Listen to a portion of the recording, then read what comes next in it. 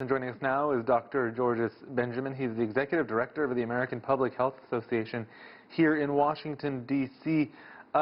First, I want your thoughts on what Mark Meadows said. He is, of course, Donald Trump's chief of staff. We're not going to control the pandemic. Well, he's just wrong. Public health works and prevention works, and we're only going to control this pandemic if we focus on prevention and wellness. That means wearing a mask, washing your hands, keeping your distance, all those things we know work.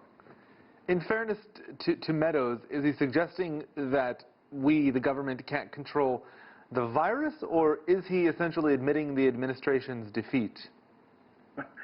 I think the political answer is they're admitting defeat. But I think the point is that you cannot treat your way out of this disease.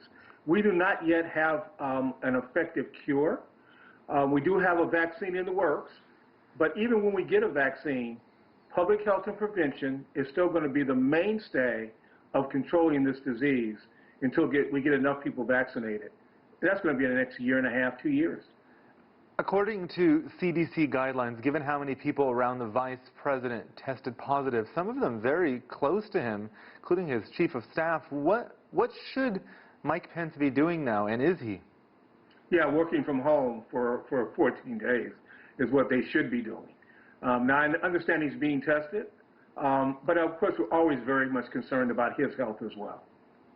What things, we've seen him out campaigning. There's been questions about whether he's wearing a mask, whether he'll show up at the Senate, perhaps to cast a tie-breaking vote in that Supreme Court nomination.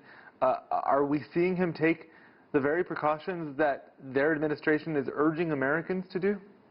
Yeah, they're taking some risk and they're not providing the kind of leadership that's necessary in order to work by example. And I think that's one of the problems. We get these mixed messages from the administration, and this is an example of those kinds of mixed messages.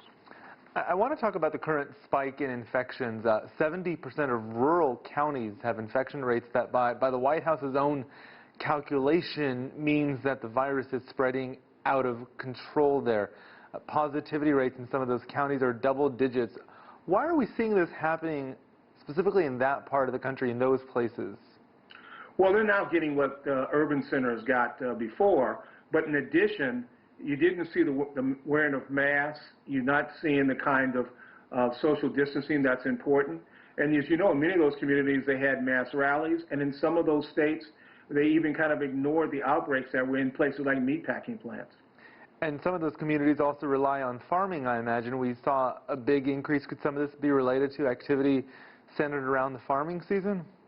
Absolutely. We know that anytime you bring people together, you can get this infection, and it will go through the infection like a brush fire.